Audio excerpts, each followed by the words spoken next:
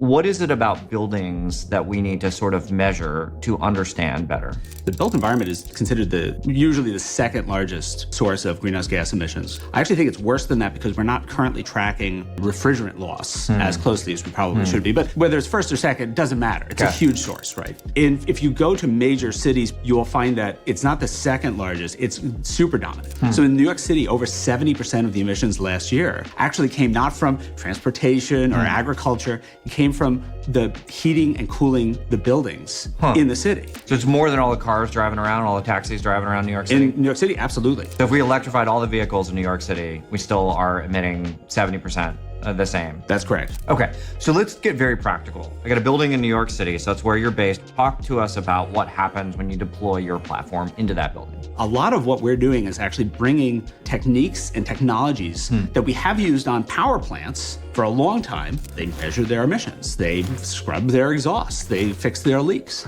and they have to do it because of the Clean Air Act. We know how to do all this, we just haven't yet applied it to buildings. So before Thalo, oftentimes people are not really measuring anything. Can you give us any examples? After Thalo's deployed, we're like, oh my gosh, because we now have this check engine light, it's like going off all the time. Yeah. And then as a result, we have fixed the following things, and that resulted in, emissions reduction. Can you talk through a little bit, Certainly. An example or two? Sure, there's a good example in Midtown that we were in over the winter. This particular building has what's called a cogen facility. It co-generates heat and electricity for the building. Okay. Uses natural gas to do so. We instrumented this facility. This is run by one of the leading real estate investment trusts. These people really care about their buildings. They really care about their emissions.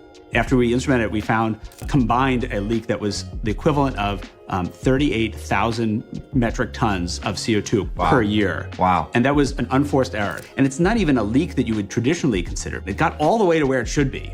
It wasn't combusted.